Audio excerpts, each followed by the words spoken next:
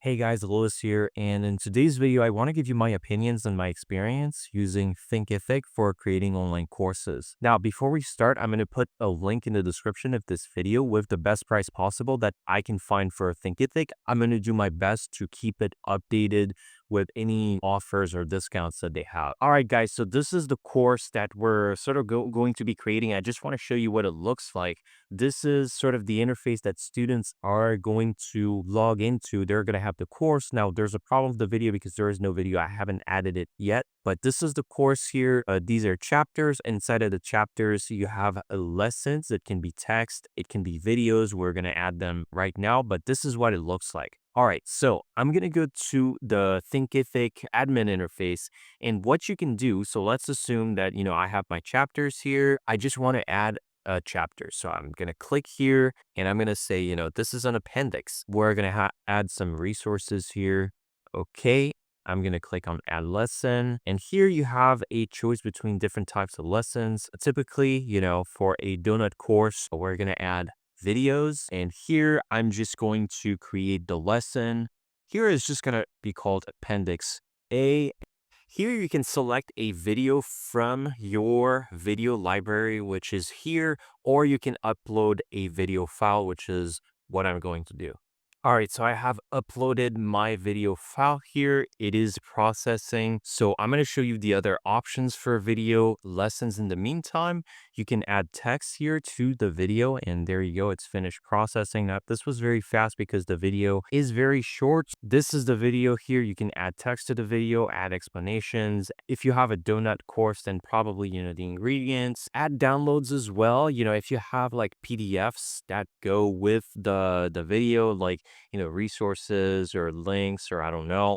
And in the lesson settings, you can make this a free preview lesson, which means that, it's like when you get, free samples in a supermarket, meaning that, this lesson, people are going to have to go through this lesson to watch the video before going on to other lessons.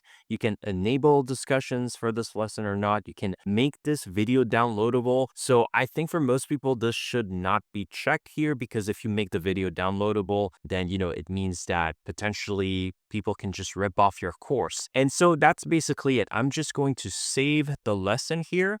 Okay, I've saved it. And now I'm just going to preview the lesson. I'm going to refresh this here. And obviously, the first lessons in the course, I haven't added videos yet, but I just want to see my appendix. There we go. And this is what it looks like. The video plays automatically when I click on the lesson and it looks great by default. All right, so we've added a video lesson. Now, something else I find very useful to keep users, students engaged and make sure that they actually did the lessons is to add quizzes. So I'm going to click here, quiz, and let's say, how to make sure your donuts are cooked properly. And so you can create this quiz with AI. In this case, I have some very specific question and answers in mind. I'm going to add my question. There's only one correct answer, but you can choose, one or more. There you go. How do you know your donuts are cooked? And here I can add the first choice, check the oil temperature, or check the core of the donuts. You can also add an explanation here. Just going to write out explanation. There we go.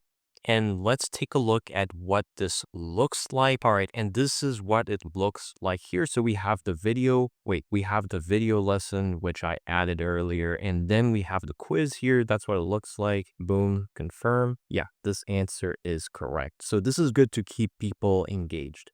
All right, and something else I need to mention pretty quickly is if you go into settings, there's some pretty important stuff to fill out. So there's the name of the course, the instructor, and specifically here, I want you to pay attention to this, the course image and the course product description. This is what is going to appear on the checkout page. So when people want to buy your course, this is the image that sort of is going to represent your course. So I'm going to upload an image here. All right, and I have selected this image here. This is an AI generated image. You can do this. It's really up to you. I really advise you to have professional looking images for your course. Now, pay attention to the suggested dimensions. If you want the image to appear correctly on the checkout page, then make sure to use these dimensions. Also, make sure to fill out your course product description. This is what's going to appear on the checkout as well. Let's talk about pricing, how you're going to price your course. So we went from settings to pricing, and here there are multiple options, free one-time payment, subscription membership, or monthly payment. Of course, if you're paying for Thinkific, probably you don't want to have a course that's just sitting here for free. One-time payment is probably the most common option. Let's do a one-time payment of, $100. That's fine. That's really up to you if you want a subscription or membership or a one-time payment, but you can set it up easily here. I just wanted to talk about landing page, and this is a pretty important part where, when you make an online course, okay, you have the interface here with the course, but this is once people actually buy the course and they're enrolled in it. What you're going to have with Thinkific is a landing page, which is a single page, which is just here. This is a preview. That essentially the goal of this page is to sell your course, right? So you're gonna have to describe your course, add some images, and also the good thing about Thinkific is that automatically you're gonna have the course curriculum displayed on the page. Now I'm gonna click on edit page, and this is gonna lead me to this landing page builder. I'm going to replace some of the images. All right, for example, if I want to replace the image here, I can just do upload. I'm going to select this image, and there we go. We have the new image, apply. And for text, it's pretty much the same. Just click and modify. It's pretty easy. There you go. And so you get the idea. It's really, really easy to use. Now, I will say that to me, the main issue is that it's kind of basic, right? And that's the thing with all of the online, like the course platforms. They're not website builders. They're not meant to build, advanced landing pages. So if you have some very specific ideas on specific kinds of designs to sell your course and so on, that's probably going to be a little bit hard. But at the same time, do you really need to have advanced design elements to sell your course? In my opinion, the reason why Thinkific, they make, this landing page pretty easy to make and sort of basic is so that you don't mess up the design. I just want to show you how to add a section. So for example, here I want to add a section. I'm going to click the plus button, and you have a bunch of, pre-made blocks. And here I just clicked on testimonials. I think I'm just going to add this block here. And there you go. You have that, and you just need to replace the text and the images and the video if you want one, or, if I don't have a video, just delete. So you get the point. It's pretty easy. I can preview it here. It looks great out of the box, kind of basic, but it's actually pretty good.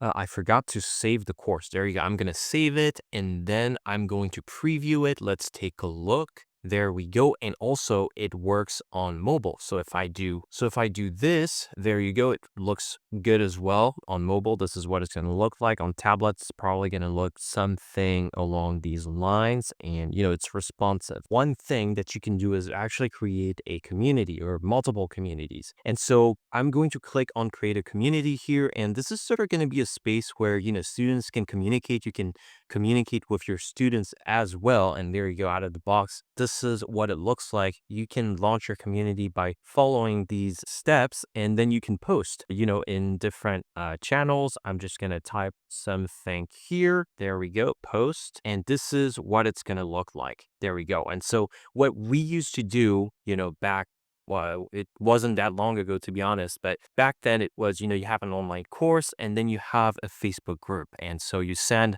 the link to the Facebook group to your students, and you say, okay, just join the Facebook group. The problem with this was, well, it's just Facebook. People get a bunch of ads. People just get distracted on YouTube. So they're not 100% focused on your community. And so it was kind of a big problem. And, there would be a lot of spam in these, Facebook groups as well. People trying to sell their services and so on. So Thinkific makes it really easy to have a community for your students, or you can also have a public community for potential customers. All right, and now I want to talk about the pricing of Thinkific, and I think the pricing is actually pretty good compared to other tools. And so I'm on the pricing page here, and you have the basic plan at about $50 a month, start at $100, and then $200 a month for the grow plan. If you pay annual, then you're going to be able to save 25%, which is quite a lot. Now, I would say that for most people, the basic plan is going to be fine. If you take a look at all of the features that are available in the basic plan, this is pretty much everything that you need to sell courses. So first of all, you don't just have one course, but you can create as many courses as you want: community, digital downloads, basic sales tools, abandoned cart emails, reporting and analytics, a custom domain.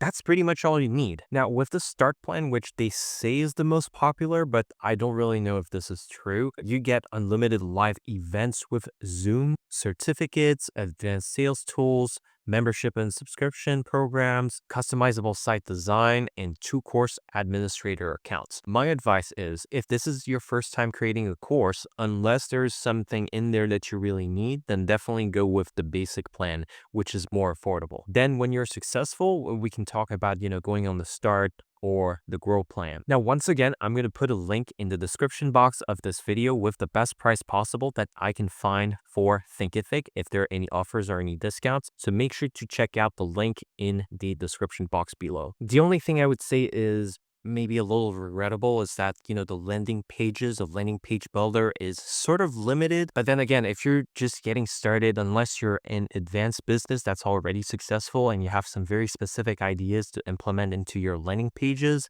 then it's going to be just fine. Just make sure to have great pictures and great text, and your course is going to sell. All right, so that's it for this video. Once again, make sure to check out the link in the description to get the best price for Thinkific, and I'll see you in the next video.